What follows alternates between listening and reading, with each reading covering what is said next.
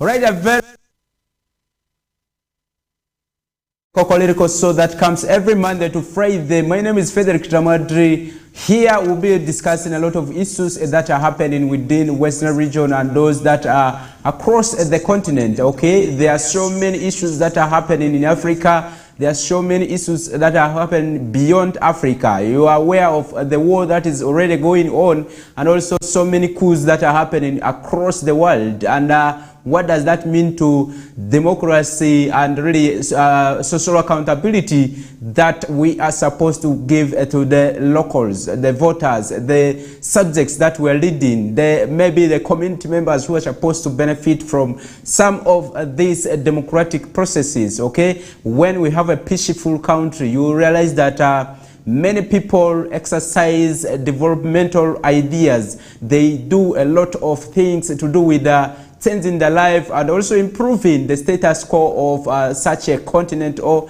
a nation. And you realize that such a community is well versed with so many ideas to ensure that government runs smoothly. But if these kind of issues like coups, like security threats are coming into your country or your continent and so on, you realize that people are uncertain about the future. They are not really in the planning of every development because they don't know what the future holds for them. They don't know what where they'll be leading to, and those are some of the things that we'll be really looking at, talking about social issues, talking about political and many other economical issues that are happening within this region. But first things first, let me welcome each and every person who is watching us right away. And I want to say thanks a lot to those who have been really waiting for this show dearly. Remember, we have a lot of issues to do with rain that is causing a lot of instabilities and so on. We couldn't make it earlier, but with time we'll be able to catch up from 7 dot.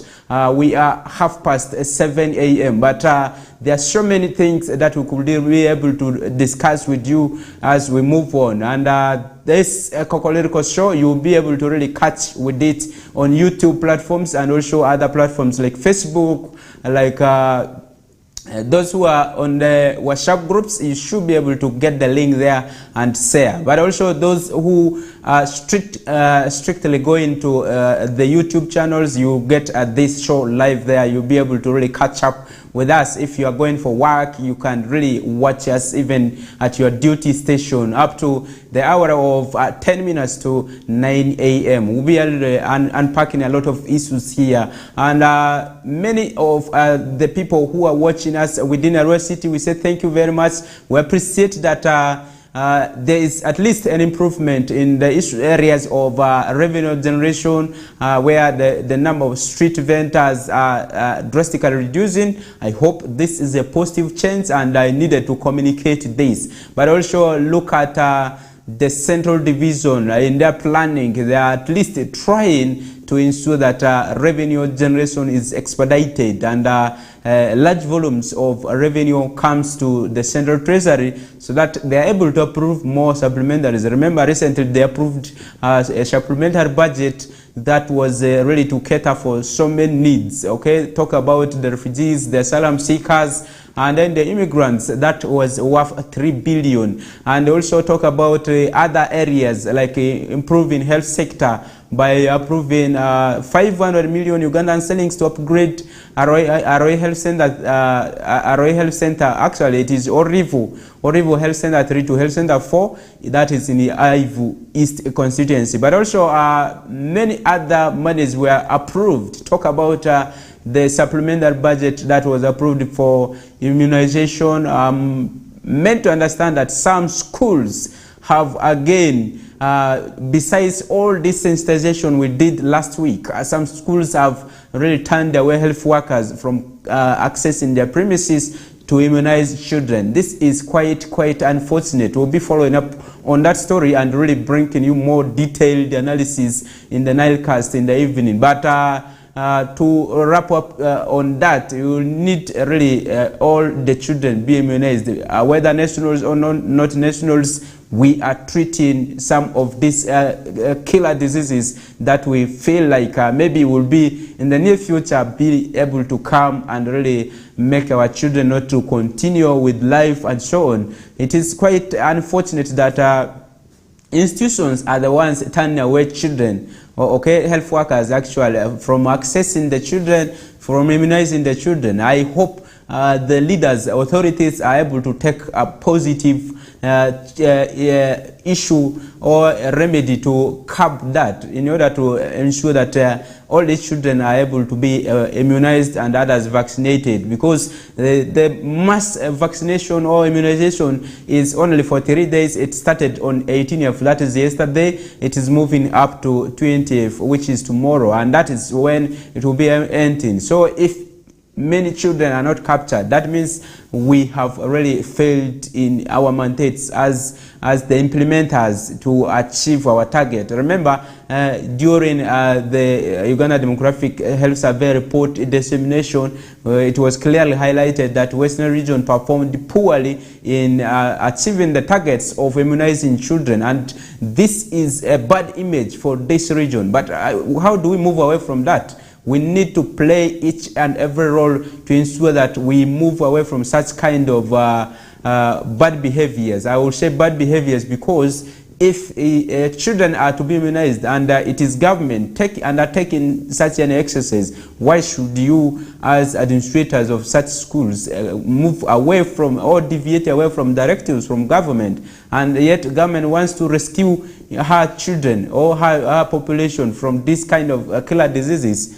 This kind of officers needed to be really implicated by some of the laws, available laws that we have. And remember, Honorable Yovan Adriko of Arua District, who was jailed for 6 months, was expected yesterday to appear before court again to ask for, because he is supposed to travel to Rwanda today, he is supposed to be released. But meant to understand that this did not take place yesterday, but today he is expected to appear at Arua High Court to also make commitments. And that is another development about the Member of Parliament. So we are yet to see whether he will be released today or not, and those are some of the things. How about the money which was not paid, the 58 million Ugandan shillings that was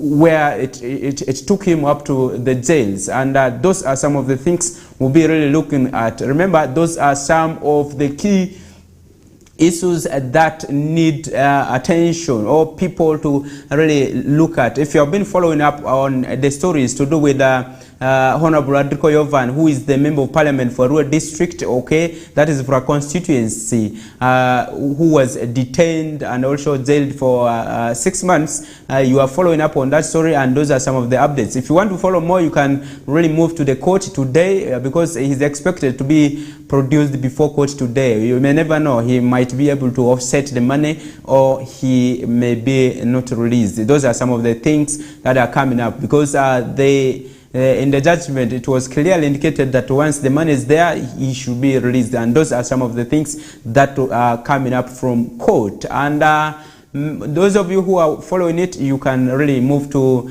the court. You should be able to really get updates from there, hands-on updates from there. And many other issues that are happening within Western Nile. There was a teacher from Ambekua Primary School in Marasa District last year who grabbed a gun from one of the police officers. This teacher was not arrested, but many feel like this was not just, because the teacher had threatened to fight the LCT chairperson of Olufe sub-county, and this was because of the bad behaviors exhibited by the teacher, as the teacher was arrested from a drinking joint at around 10 a.m. the teacher decided to revert to boxing the LC3, and the police that was assigned to go and arrest him. And this is one thing the RDC has promised to follow up and also make sure that this teacher is imprisoned. And those are some of the local updates that we can unpack for you right away. Let's move to some of the issues that are at hand. You really understand that many of the issues are happening, and the first issue that is on the list that we are seeing is the issues to do with PDM. What is to be implemented? What is to be enforced? Many local governments are in loggerheads, especially the technocrats and the political wing in the loggerheads because of so many directives, so many guidelines that have been issued. And remember, in April, issues to do with PDM, that is Paris Development Model, that is there to change the lifestyle of the people. And in this, he guided that, actually he ordered that people be given 1 million Ugandan shillings, especially the beneficiaries under this Paris Development Model through the Paris Development Committees, okay? These Paris Development Committees are supposed to scrutinize the beneficiaries of Paris Development Model. And in their scrutiny, they are supposed to look at certain parameters. One is the vulnerability of such a person, but also is this person capable of selling an idea. The idea is sold through the proposal that a person who wants to benefit from this kind of venture should be able to advance to the Paris Development Committee that looks at the proposal and also approves the money according to the proposal or the demands of the proposal. For instance, if somebody wants to grow beans in a quarter of land, he or she does not qualify to get 1 million Ugandan shillings. And those are some of the things that the Paris Development Committee are supposed to look at. Okay, then you have this directive that says all those beneficiaries should be given 1 million Ugandan shillings as long as you have come and you have been scrutinized to be a sole beneficiary of under the Paris Development Model. And this has really brought a lot of contradiction. Monies have been dispersed into districts, and many districts are not really receiving the full amounts that could be distributed, like 1 million per person. And this has brought a lot of confusion in dissemination of information. The members of parliament come on ground, they say, President gave us directive that we are supposed to be getting 1 million Ugandan shillings. Okay, the citizens are supposed to get 1 million Ugandan shillings, especially those who are in extreme poverty.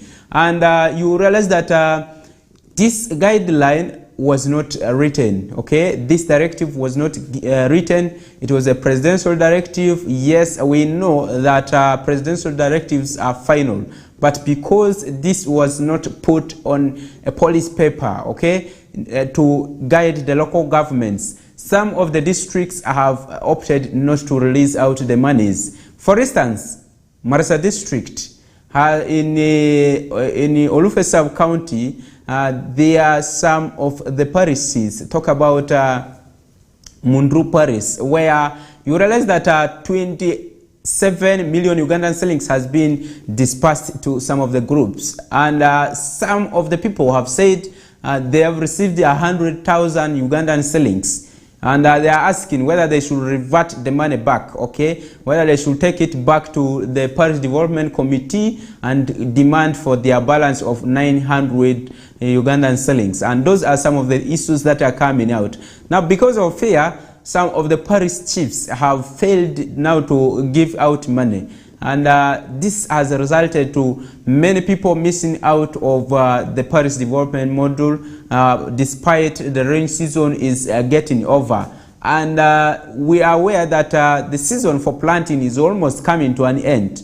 By around November, people will be able to stop most of the farming activities. But those who are maybe in the valleys and so on around the wetlands will be able to continue with some of the interventions, talk about growing some of these greens and so on. Those are some of the people. And it was clearly indicated that Paris Development Model funds will not be allowed to be used for growing these greens, okay? Because they don't need really huge capital to start. You can even start planting, you buy seeds of, talk about maybe the oshobis that you have, you buy at a 100 shillings, you go and spread it, and you start growing it, and that does not need 1 million. And those are some of the things that the president was saying. And he says this money will be given to people who have proposals that are enterprising, that are able to really generate good profits. Not these ones who are selling, maybe in a day you get 1,000 sellings on the business and so on. That will not help much in achieving the targets of this Paris Development Model. But now you realize that many people have opted to move away from the project, okay, from this program, because of the mismatch of implementing the directive and the guidelines. So what is to be audited? These are some of the questions that we'll be really asking ourselves. Talk about maybe the statutory bodies that are there to audit some of the performance of government programs. Talk about the Office of the Auditor General. Many talk about the IG. Many of these entities need written reports, okay? Written directives that are to be followed. In local government, you are supposed to follow things that are written. So this has really brought a lot of debate among councillors, among parish chiefs, among the cows. And you realize that cows are stunting by the guidelines, while the political wing and the RDCs are standing by the directive from the president. So which one is which? And those are some of the things that are really heating up some of the debates. And because monies are not given like 1 million, many people feel like this is a joking matter. It is not something that is yielding. And they have opted to move away from the Paris Development Model. Now that we have all developments channeled through Parises, can we preach a lot to do with every development that comes to Parises? Should we really all talk about every time the financial inclusion aspect that is under Paris Development Model? How about achieving the motives of establishing structures at parish level and saying that we want to take development to the parishes? So what are some of the ventures that we are looking at? For instance, we have health services that are supposed to be rendered at the parish level. We have education, that monitoring, and every parish is supposed to have a public primary school. There are some parishes that do not have public primary schools, including some sub-counties that do not have secondary schools. So where are we heading to? If we are talking about Paris development strategy, okay, development that are now decentralized to parishes, how do we ensure that we balance all the boards, other than singing the song of Paris Development Model funds, but also looking at the aspect of ensuring that development is looked at every level. For instance, at Paris, at villages where planning starts from, where village committees are already established. They are supposed to sit for their meetings. The communities are supposed to be called and look at their priorities. But we have never seen some of these LCs calling for these meetings for planning and so on. And you wonder how some of the services will be able to reach such a village, such a parish, and so on. And that is where we need to tune the minds of the people. If we cannot tell people directly that we are bringing services to the parishes, but we are just talking about the Paris Development Model funds, and that they know that the development at parishes is the PDM, that is where we are touching it wrong. And also now looking at this guideline that has been issued, you realize that the guideline stipulates clearly that people who are supposed to benefit from the Paris Development Model Funds, the financial inclusion aspect, are supposed to give their priority lists, okay, the proposals, and after the scrutiny, it is weighed how much this person is supposed to get by the committee. Once the committee vets that, they advance it to the finance committee and they look at whether this person is capable of utilizing the approved amount of money. And that's why some of the people have ended up getting 50,000 Ugandan shillings, others getting 100,000 Ugandan shillings, others up to 500,000 Ugandan shillings. And that's where some of the districts have gone. But some districts have manually gone to approve 1 million Ugandan shillings per person. And this has brought a lot of gaps where some people are not able to benefit, okay, are not able to benefit, and the directive clearly says you are to pay this after 2 years, okay, after 2 years, but the guideline is saying you pay it after 6 months, and this is where the loggerheads are now, okay. That's where the technocrats and the political wing are having issues. So if this is to be harmonized, this could really go a long way in changing the narrative of Paris development model that is currently really having issues right away. But also look at some of the people now having conflicts in the villages. Talk about women having issues with the husbands, because most of the people who are benefiting under this Paris development model are women. Okay, most of them are women, but now that men feel like how come that my wife is able to get more money than me just in one day, and yet I'm not benefiting from that money. They feel like this money should be divided, and they maybe I manage part of it, you manage part of it, and that is where really the issues are. The aspect of sensitization, community mobilization, empowerment in terms of knowledge, in terms of also working on their proposals.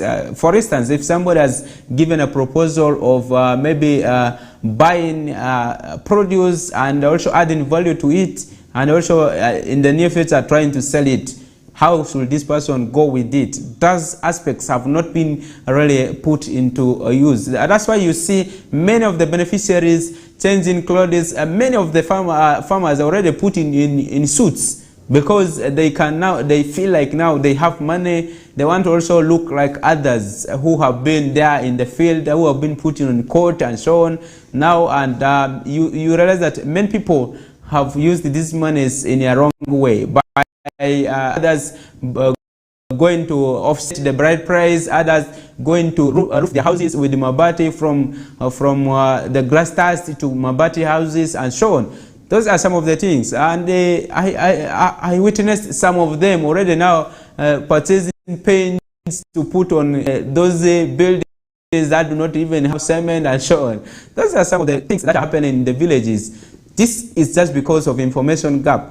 Many of the community development officers, the commercial officers, the focal point persons have not taken into their mandates of empowering the community with the knowledge to really on how to utilize these monies. But also looking at the aspect of monitoring this project, the first thing they should have deployed is community mobilization, awareness creation, but also ensuring that they understand these people one-on-one. Because when you are giving me money, you should be able to guide me that this is a loan, you're supposed to refund it maybe in 6 months, because if we go by the guideline, you are supposed to refund it by 6 months. So in 6 months, what is that enterprise that I can do that generates me money in 3 months? Okay, those are some of the things. Should I plant rice? Should I plant beans? Should I plant maize? Those are some of the things you guide the farmers or the people who are benefiting under this kind of project. I understand that not that all the people who are benefiting under the Paris development model are not farmers. There are some of people who are in different duty stations, talk about carpentry and so on, who are also benefiting under this. We have seen a guideline that LCs can now benefit, okay? you see, now you look at that because LCs are the ones mobilizing these communities for them to keep an eye on the project, let them benefit. But there are some of the LCs who are driving good cars. There are some LCs who have motorcycles. Why is it that you should look at this kind of directive saying that LCs should benefit? That means the poor person, the poor of the poor, will not benefit. If we talk about who is mobilizing, who is doing this, you will realize that those gaps will continue to exist, will not really achieve the intentions of such programs. That's why you were able to see, like yesterday, there were some of the people who said most of these programs come, but some people in some of the default organizations, social groupings, like people in West Nile effort from 7 are the ones always benefiting. You had those voices yesterday in the Kokoliriko, so that people were able to really bring some of those kind of issues. And those are things that can be eradicated when we bring a community the light, when we create awareness on some of these projects, when we tell them who is actual to benefit under this project, what are the qualifications that makes such a person to benefit under a project, but also looking at the issues of what this person is supposed to do. Because if I qualify to benefit, but the rightful person, in case in case I'm vetted, my proposal is okay, do I have the zeal to pay it back? You need to teach me the financial literacy aspect. How do I keep savings, okay? How do I save some of the monies? Because this is a revolving fund that I'm supposed to give to a neighbor through the group. So how do I save money? How do I generate more money? How do I also really make sure that I leave something? Because I don't need to give the whole of the seed capital because I have failed to multiply it. I need to multiply it so that I continue generating more money, but also I keep giving, offsetting the loan. And those are some of the things we need to really look at. The aspect of financial literacy is one thing that we need to know. But also looking at the proposals that people are advancing, how viable are they? How beneficial are they? How are they really going to help these kind of persons? For instance, if I'm venturing into goat rearing, because the guideline is saying I'm supposed to refund the money in 6 months. Is it viable for me to return the money in 6 months? What kind of goats should I rear? Should I go and buy ready goats and also start trading on them? Is it like that? Or I bring those small kids and start raising them to adult stage to start selling them later on?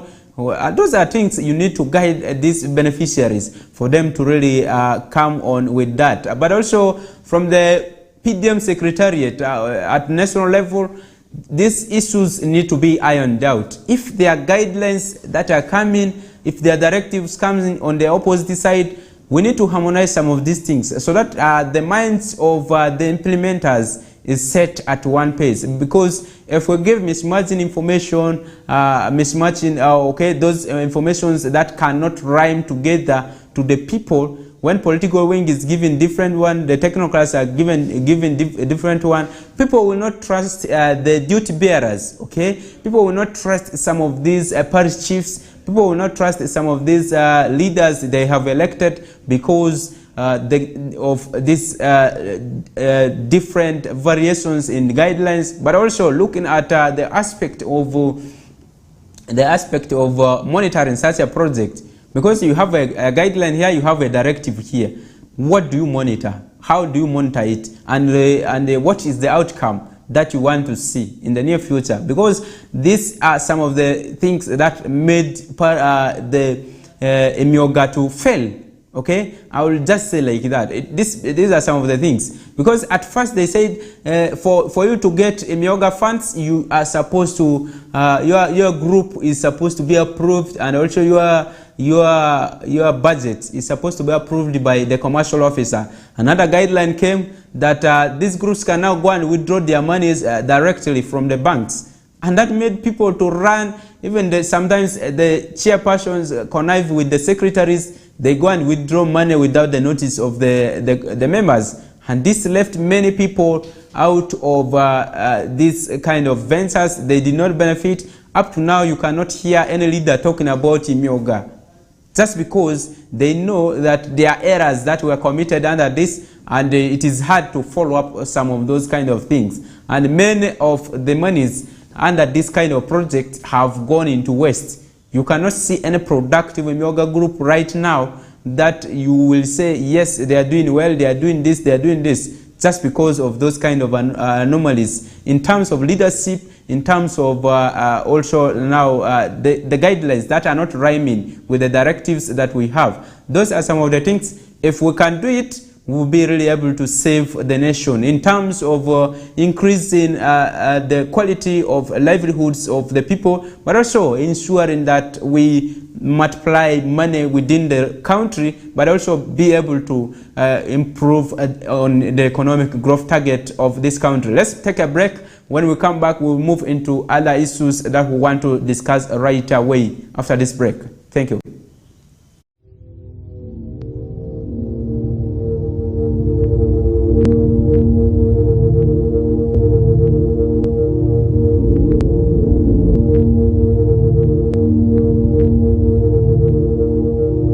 West Nile TV, lighting up the region. We are the passion you've been waiting for! It's Yunus Junior Santamoon!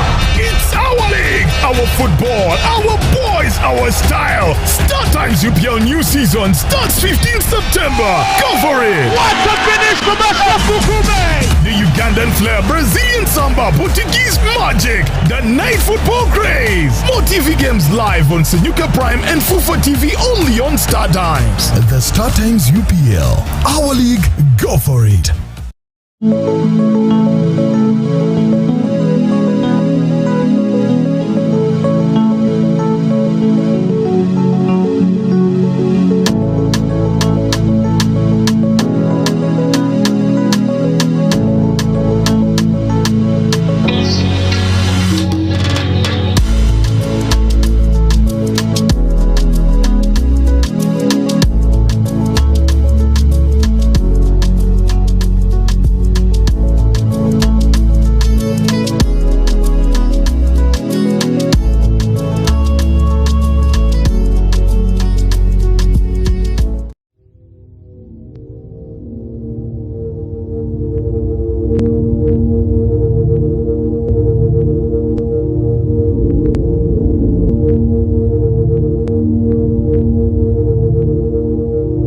West Nile TV, lighting up the region.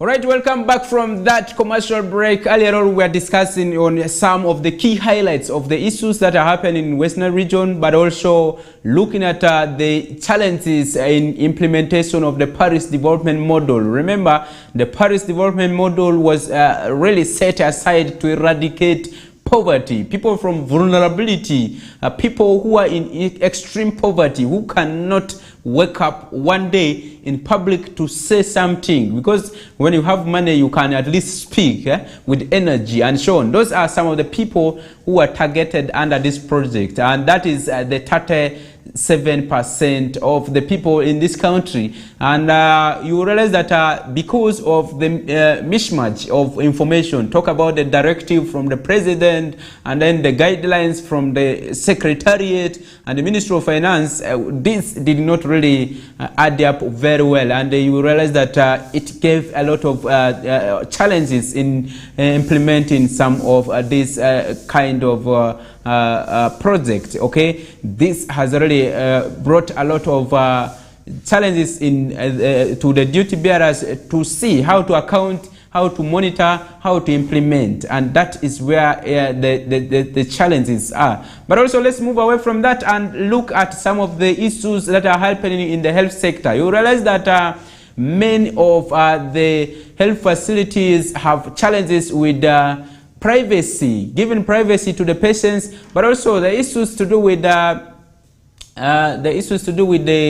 many of the patients failing to get services on time. Talk about delayed time at giving services at many of these facilities. You realize that if you move to any of the health facility, any public health facility in Uganda, you'll see that many times diseases are diagnosed. They say, okay, now collect these books here. They want the books to reach maybe 100 before they are taken to the pharmacist, okay? And that delay really makes many people collapse, many people to die even after the diagnosis is done, even after when they are supposed to receive these drugs. And those delays have really contributed immensely to the death rate that we have in this country, but also looking at so many other gaps that exist within the health facility. Away from the drug issue, many clients have complained about the issues of customer care, the poor customer care by health workers that has really made a lot of work very difficult. Because when I go to the health facility and you tell me that we're not aware that today is a weekend, and those are some of the complaints that we've been hearing from some of these persons who have gone there to seek for services, and it affects service delivery.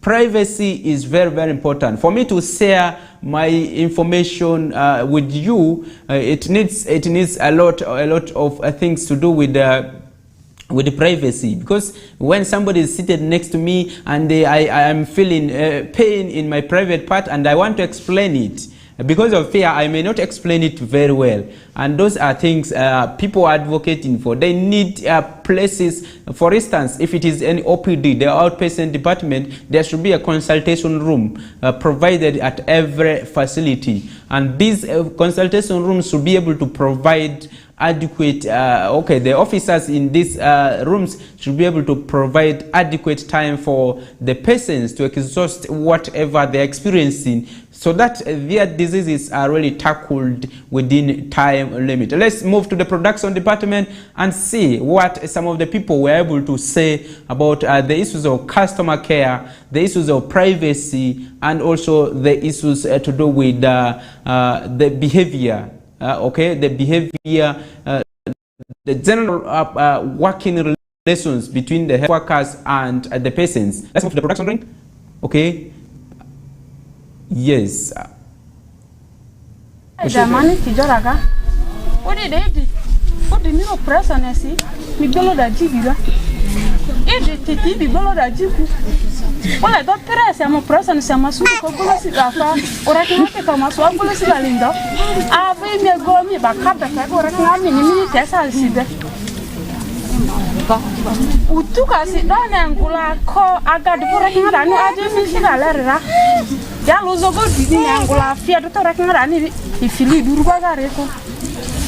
Binki mahali si jizu health center aro daywa bios na famani lingi mama kwana mazada tutini anida mavuti alo sawere eyo manzu maru jipari asima mecha memu fedoni batemwa singare mandi marweti ya di mavuti ya mandi trate ani afande kuna fianu gasima si susaro adini dikima abu mandi ne tisu drazu dini ada ni blame niko aro hayo asisa sile tota de feni kaniko inyaka de twadri afadi chop mandi chipira ma estimate di irbinira ani yolerki odu eso mi amar ne chakru si afana kibanta ndi fesaro ale mudle amumai arjo amabu ambo matsa hospital ya ani bare mane de adansi afada avaloma de mi mare sibana me de derbi sero aparu piawo paribani mi nezure adansi kar kama ka health center paribani ba nezuro doctor mi letre chwa dini mi azoro chwa dini ngozra mi ko sa choka diri azir ne ridini min de lezumi azo lozo bazi mere kursi ubezira sabana bana zure ma afade weri aro askunsi mi chodi mi azo lo woro kwa askunsi mi tale azo mi le lora mi tale bazi mere ko te agu zina re kala da ti fi na azo ro ni erde fe sabane femini yo mi wete ro maza fozure bara chadile kwa askunsi mi di yo ri si azo mi wete re lozo because agu zidi ati mi tale agu zina mere mi azo ko daktar mere ro ni adukule erde fe ni sa ni ivorki di la chota di sa du min da gapurle ya ku chota di kadi onja chake si yo mi ro tiere mi brenza zaka kadi nja ku chake si e bele min sa ga kanya e bele di frutte dere mi tanga le sa du daktar bera man gas man chon. You've been able to see what is happening at these health facilities, and you have understood from some of the local language narrations. We start from the First Lady. She's from Yumbe Town Council, and I was explaining some of the issues that are happening at Yumbe Health Center 4, that is in the Town Council. And remember, the issues of customer care is very, very necessary at this point. And many of the issues that she was able to highlight are issues to do with the mothers who have come to deliver at the facility who have been denied access to the beds. Okay, the beds, they are not supposed to really access it. For instance, if you have a normal delivery, you are not supposed to really go onto those maternity beds. And this is raising a concern that why is it that they are supposed to be they are taken to be maybe with the babies under the tents, when those who have undergone under cesarean section are put on the beds. And this is attributed to the numerous issues to do with accommodation facilities, and also the issues to do with the bed capacity of that hospital. And she's stressing that should all the women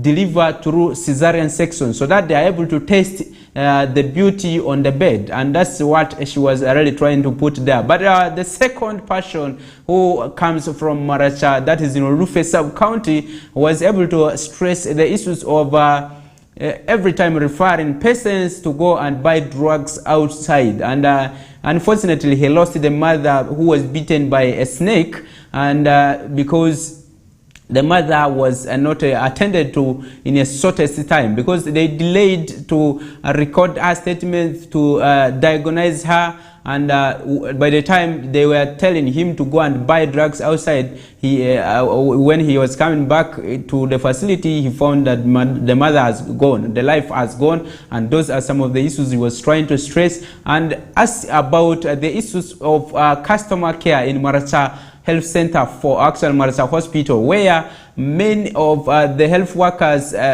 tend to shy away from working during weekends. They ask so many questions that could provoke patients to utter some of the words, and he was trying to explain that really that needed to be ironed out. Those are some of the issues that he was trying to stress. But the last lady was saying she went to Kamaka Health Center 3, and the issues that she was trying to front are the issues to do with privacy. Many mothers or patients can really move to this health facility, and you realize that there's nothing like you having time with the clinical officer or the doctor who is to attend to you. There's nothing like having one-on-one chat with him where some of the patients are away from you. That comes to the issues of consultation rooms, where you are supposed to go there as an individual and be attended by a clinical officer or the doctors who are supposed to diagnose your diseases and really have you attended to. And it says she feared, and that's why she has decided to turn away public health facilities and in favor of the private facilities, because there's ample time given to you, and you are able to explain all that you are going through. You are able to really share a lot, and you are able to get a very good feedback. And that is what she was trying to put to the leaders, that they should be able to iron out and make sure that these consultation rooms are created at every facility, and there are personnel in them who are supposed to attend to patients. And those are some of the issues that are happening right away in the public, and also what reactions they are able to provide about the public health care that is given out to the people. Because many of these services are for free, but now our government has moved on to say we need cost sharing, especially in specialized areas. Talk about the CT scan access, the X-ray access, many, especially in the referral hospital, that we have seen a cost sharing has started coming in, but also the issues of ambulance services. They are trying to look at that aspect of cost sharing because of the issues to do with sometimes fuel constraint and so on. But they have not come up clearly with exact figures, how much the public is able to put, how much government is able to put. But once that comes out, we have seen a guideline, but we have not seen how much people are supposed to share. But once this is out, we should be able to really deliver it to you, the public, to see to it that you are guided by some of these principles to avoid the issues of extortion by some of the officers. Okay, there are people who are opportunists who look at those kind of ventures that come to extort from the public, but will be able to officially communicate. As you visit the health facilities, you should be able to also ask the in charges on what are the free services right now in the public facilities, but also what about the services that are to be cost shared. Those are some of the things that matter a lot, that we should be able to really demand from the duty bearers, the people who are delivering these services. And the other issue that I did not really look at so much was the issues to do with the changing room. There were so many concerns raised about it, where women have really said they have been left out. For instance, in terms of emergencies, you are undergoing your menstruation period, you are at the health facility because you are sick, you want to maybe go and change your clothes or your underwears. There's no room. You are forced to go to the dirty facilities. Talk about the urinary facilities or the toilets. You want to go and change your clothes there, somebody is knocking, and this inconveniences the mothers, the women, the girls, and so on. They fear now to go to these public places because of that, and they are advocating that they need really these changing rooms at every facility, at every institution, to ensure that this is factored in at every institution. For instance, at Western TV, we should be able to provide changing rooms for ladies, so that when they are undergoing such kind of things, they are able to really have those kind of things. All institutions, including churches and mosques, where people are gathering, those kind of rooms should be provided, because you don't know the time of this kind of things coming. But also looking at the customer care aspect at health facilities, you realize that many people have opted to go away from these health facilities, especially the mothers have been really sharing a lot of concerns about this by themselves. Talk about the mothers who have come to deliver. They have explained a lot of issues to do with abuses by these health workers. Sometimes others go extra mile to slap them and so on. Those are some of the things that do not convince our mothers to come and deliver at public health facilities. And at the same time, we are advocating for more mothers to deliver at health facilities to avoid complications. So if we have these aspects, these errors that we are committing as health workers, we are not really giving them the care they deserve, and so on, that you pose and so on, you are all those abuses. Mothers feel bad about it. Tomorrow, when she's pregnant, she may not really turn out for antenatal clinic there, because she knows you as a health worker, you have a bad behavior, you are able to abuse openly. Even when the abuses are coming, the other colleagues of hers are able to hear, they are laughing and so on. You feel out of place. You feel like if I delivered at home, I would be safe. I would not get all these abuses. And those are some of the things that really contribute to really home deliveries being still witnessed in this country. Can we really move away from that kind of practice? Can we really move far away from those kind of aspects that are really demotivating our service seekers from coming to this kind of things? Okay, if we are able to move away from that, if we are able to ensure that we empower our health workers to be friendly. At first, police used to behave like that.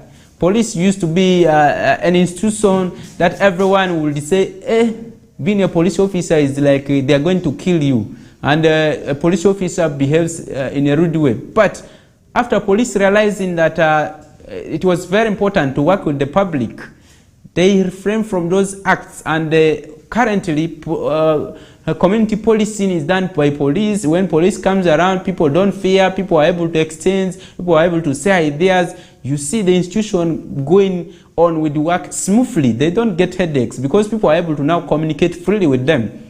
Can we do the same in the health sector and ensure that health worker-patient relationship is extra mile, is expedited, is actually made more concrete, that people are able to even tell you that, I was telling you that my head was aching, but it is my buttock which has another boil there, down there, you can check.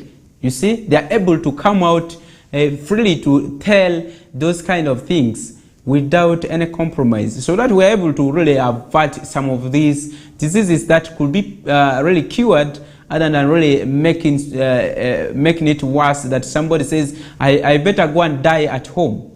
You see that? Those are some of the things that people come in the minds of people when they feel like they have not been catered for many times. And those are things we feel like we should be able to share with you who is watching us right now. You should be able to understand that there's a lot that we need to do to improve the health sector. Away from drugs, can we do this attitude change and deal away with it? How do you communicate that today we are out of stock? Okay, how do you communicate to the patients? Okay, because there are other services that can continue even if the drugs are not there. The issues of consultation, the issues of disease diagnosis without drugs can be done because the equipments are not cannot expire. They can still continue to diagnose diseases, so that people are able to get authentic prescriptions from the public health facilities. When now they go to these private facilities, they only go to the pharmacy to go and buy drugs. It makes work easier. It makes people happy when they come to these health facilities. It makes people feel like government is still with them, much as there are hiccups. Okay, those are some of the things that minor things that can contribute to improvements in service delivery. Let's not always look at the aspect of the central government not dispensing drugs in time and so on and so on. But how about the attitude of these health workers? Okay, those are some of the things. We need to look at the aspect of attitude change, the aspects of people not really having that time to interact with the health workers freely. How do we make it? How do we bring that person who has set his mind that I'm not going to the health facility until that health worker is transferred? How do we change that attitude? Those are the things we need to drive to avoid these issues of looming. The looming cases of drug shops coming up. Senior floor leavers are already operating drug shops. You have clinical officers who have opened drug shops. They are bringing their relatives who have even not gone to school, and this really brings a lot of challenges in terms of the drug-resistant kind of diseases. Talk about, you wonder why sometimes quaternions now do not work in treating malaria on many people. Okay, why sometimes we have so many drug-resistant TBs. Okay, tuberculosis, that is not curing. These are the issues that are contributing to some of these factors. If we can address the issues of patient health worker interactions in a very good way, we will be able to really reach that milestone of ensuring that we see no death at birth, we see no death at every sickness. Okay, maybe in some circumstances, when God does not allow, we may allow some of those people to die. But if it is within our reach, we should be able to really respond and do something viable to rescue our people. Because really seeing somebody dying, yet we can really do something to save lives is something that is quite unfortunate. But sometimes you see some of these health workers, they are not on duty. Now, how do you tell me that today is weekend, you are not coming? Because you also have other family needs that you want to do. You are entitled to a leave. Why can't you take a leave and tell people boldly, like, I'm on a leave, I'm not be able to come, so and so is going to sit in for me?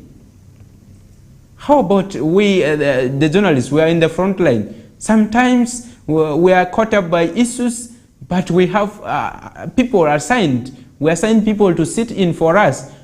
Why can't you do the same in the health facility? Why is it that you feel like you are the fountain of honor, that you should be honored, you should be respected, not knowing that the people that you are abusing, the people that you are not attending to, are the people who are paying you? They are the ones paying taxes for you to earn that scientist salary, that hiked scientist salary that is in millions. And yet this is a person who is every day, maybe his money comes maybe 1,000, 2,000, he buys mukene, he does not even buy paste in it, he's eating it just like that. For you, you are eating muchomo, you are eating all that good food, you cannot even labor to attend to such a person. You abuse, hey, you are smelling, you are doing this. Sometimes some diseases may not allow me to now really do something on myself. Even brushing my teeth might be difficult because of the extent I've reached. But when I was normal, I used to do these things. Can't you really slow down and put on your protective gears and attend to me? If you are fearing that I may transmit this disease to you, how professional are you that you said you vowed to save lives, you vowed to serve the nation, because you are, the nation is, what, all these things that you always say, do you stick to them? Can we stick to professionalism? Because if somebody has from his home come up to the facility, that means the person has set the mind to come for services. But now, from the service delivery point, you are uttering all this mess that the person will not really take it in good faith. There are moments we have seen members of communities trying to grab away health facility land just because the health workers are not in good terms with them. If you are rude to the patients, if you cannot serve people diligently, professionally, why should people allow you to dig their land? Those are some of the things that move in the minds of the people. If you bridge that gap and stay with people well, people will be able to even give you more land as individuals on mutual grounds, that now you are a staff here, come and have this plot. You dig it, when you are transferred, you leave it to me. And those are the things we should be able to have with the communities. As people voluntarily come to these health facilities, let's have that good reception to each and every person so that they are able to remember you as a health worker, but also appreciate you in many other ways that is within their reach. One thing that a person says, once a person says thank you as a health worker, you have a long way to live. This one person will be able to spread the gospel about the service delivery at your service delivery point. You will be able to say, at this health facility, things are improving, things are doing well. people are able to do this to us, and we feel good when services are brought closer to us. And those are things we expect health workers to take positive from the public. Really not really to say, hey, they don't like us here. After all, you are not not serving my people. Why do you opt to be a health worker? Those are things we need to look at. And also the managers or the administrators at the districts, at the people who are monitoring the service delivery, check at your health facility. How is the movement of the health workers? How is the interaction with the patients? We should be able to move to these wards and see what is happening. Do not only sit in the office, say, I'm the in charge, I'm waiting for reports. That is not being an in charge. You're not doing your work. You're supposed to move to every ward and see what is happening. Even if we have the heads of departments there, take your time. Interact with the patients. Hey, how is the service delivery? How should we improve? How should we start giving you a better service? What are the gaps that you are seeing? Interact with them. If you cannot organize dialogues, do that frequently to improve service delivery at your service delivery point. People will be able to appreciate coming to the facility. And that is it. Let's take a break. When we come back, we'll be able to move to other issues that are happening within the nation and see really how to improve on certain things. Thank you.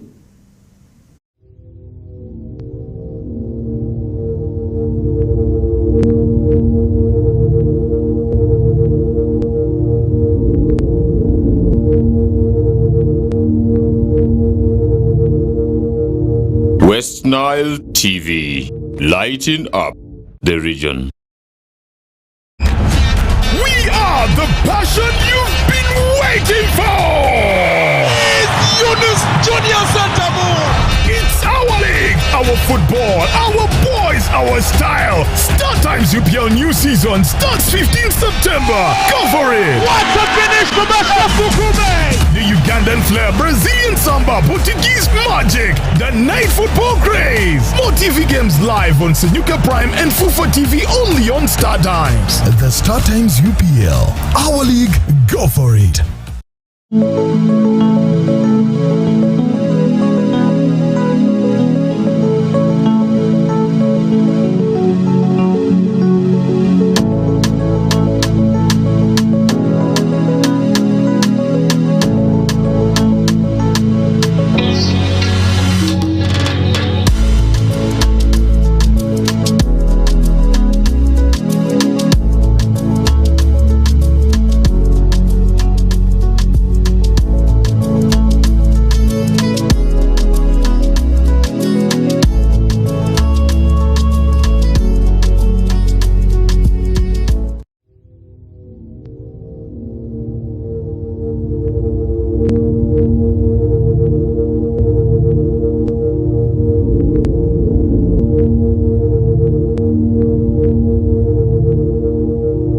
West Nile TV, lighting up the region.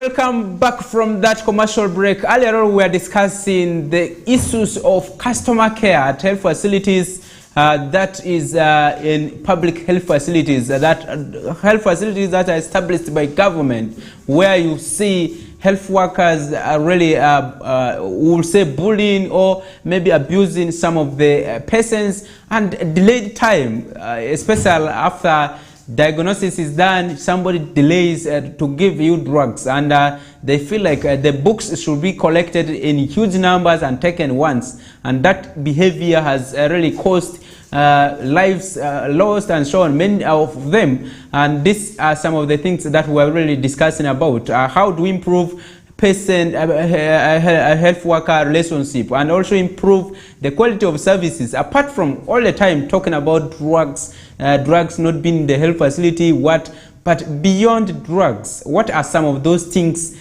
that needed to be connected to ensure that service delivery is smooth, even if drugs are not there?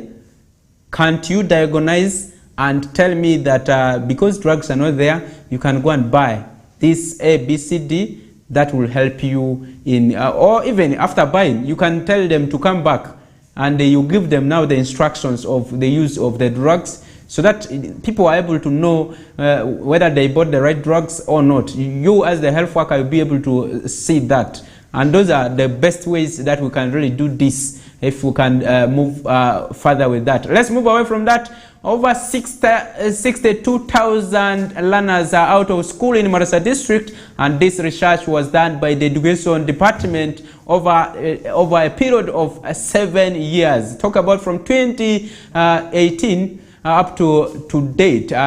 This is stemming from 86,000 learners that were registered in primary 1 in 2018. Out of this, in 2023, currently 24,000 learners are going to sit for primary leaving examinations come November, and this is where the issues of education are becoming very worse in this country. We earlier on talked about the quality of service delivery, talking specifically about education. Many learners are out of school due to various factors. I remember government rolled out the issues to do with Uganda multi-sectoral food security and nutrition project, where government injected a lot of billions across the country, that many schools have even failed to utilize those monies. And right now you cannot even see a school garden full of food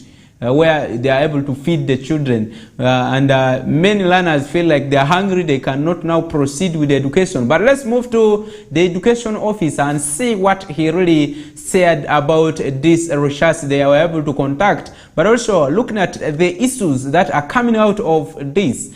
This gives actual Maracha district a 72% dropout rate. Okay, the completion rate stands now at 28%, the whole district.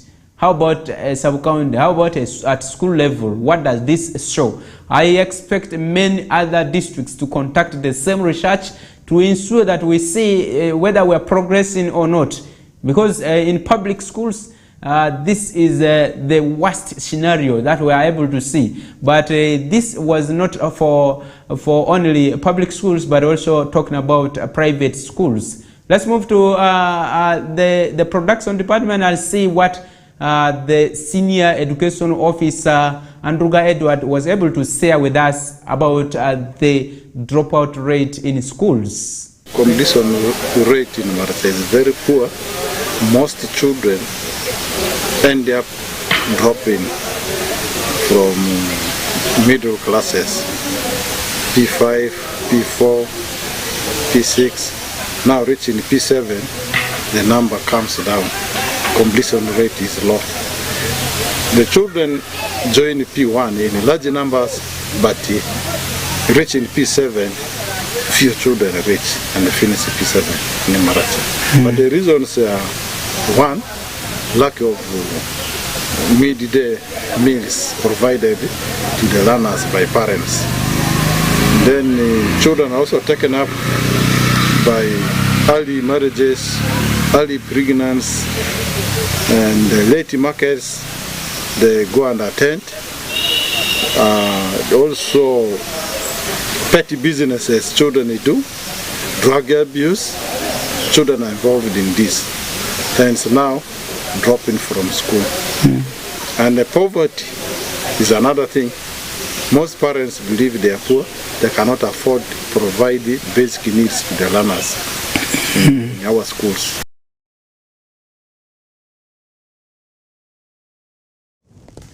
All right, that is it from the education officer, and you realize that a lot of issues to do with the school feeding program is one of the issues that many of the institutions have failed to cope up with, and this has really made most of the learners to drop out of school. But that is one of the highlights from an administrator. But let's go to Yumbe district and see what one of the parents was able to say about the issues to do with the charges that are put on education, especially in public schools. Now that public schools are able to really hike even their charges beyond the limit of the private schools. So we realize that it is affecting a lot of service delivery in terms of parents affording the cost of education right away. Let's take a look at what this lady was able to share with me about the concerns arising with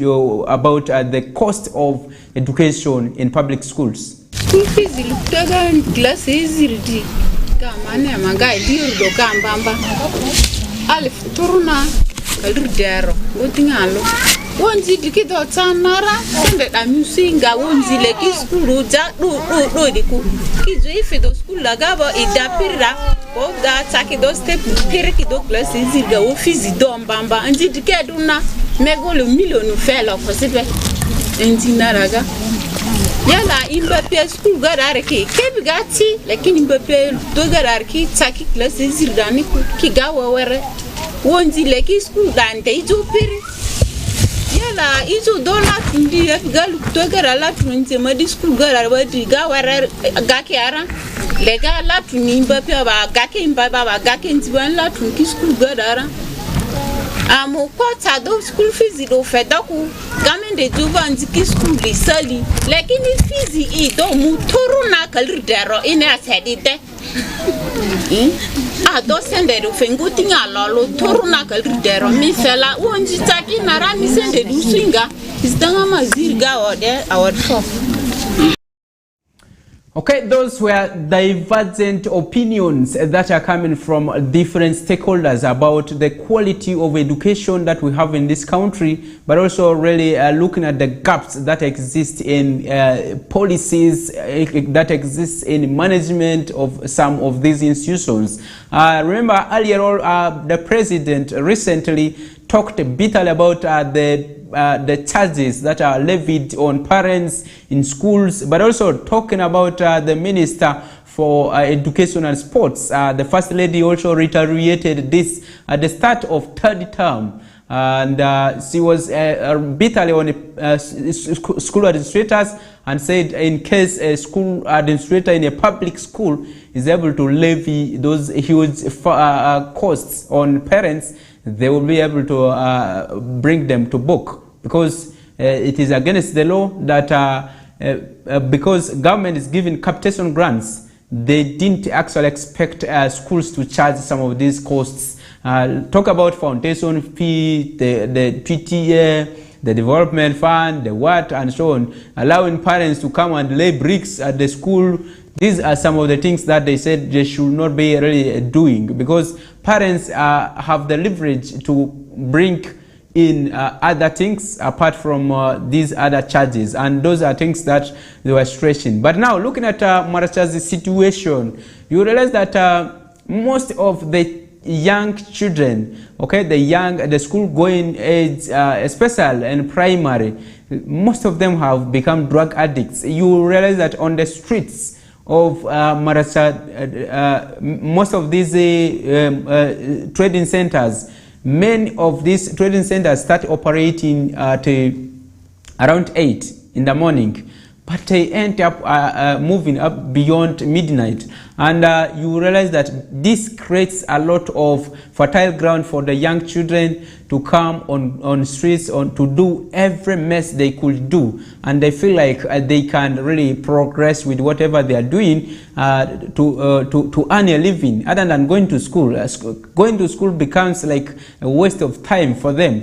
But also looking at some of the aspects of parenting, many parents have given up on educating their children. Talk about, for instance, at Ambekwe Primary School, the PTA fund that is raised there is 3,000. But they were giving us more examples with one of the school that I may not now mention, that was charging 500 shillings for PTA. But when the cost rose up to 1,000 shillings, many children dropped out. But as of now, the school has 79 pupils, okay, from P1 up to P7. You wonder what is going on.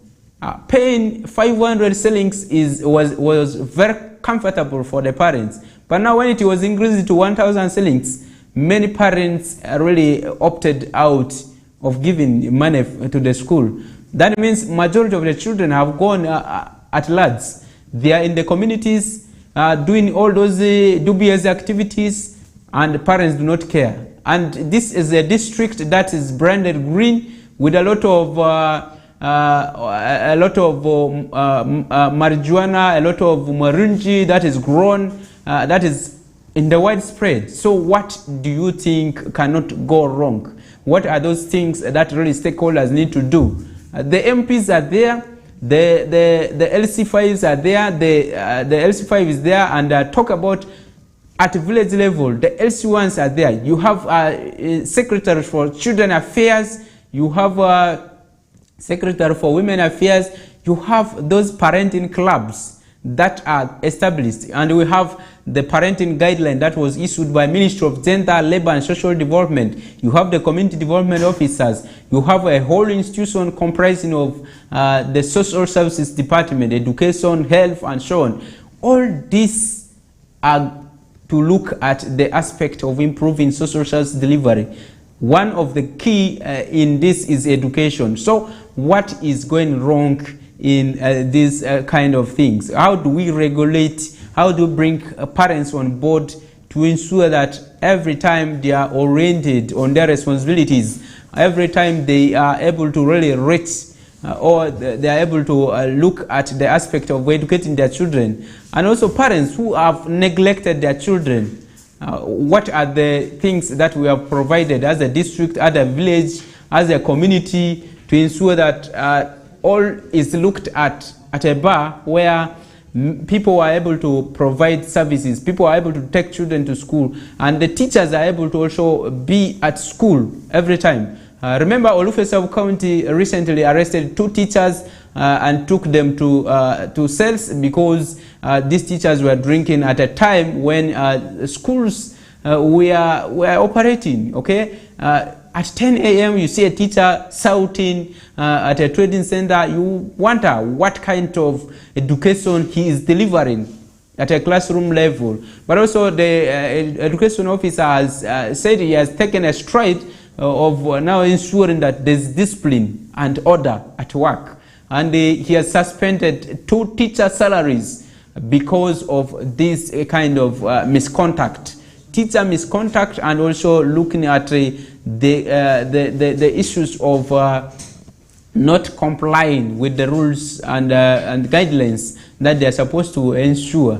And he says this will be able to improve service delivery, but also some of the remedies have been given in the hands of the sub-counties. The sub-counties are now responsible of ensuring that the code of conduct of teachers is looked at, but also the issue of parents not sending children to school is looked at an angle that a parent who does not send the child to school, the parents should be arrested and taken to serve a jail term of 6 months, or is able to go and do community service at a school. Maybe if the school does not have enough latrines, this parent will be able to go and dig a latrine for the school, and they construct it completely. These are some of the things that have already advanced, and we are waiting for the implementation of this kind of directives, okay, the guidelines, the operational local arrangements that we are seeing. Away from that, yesterday we showed the issues of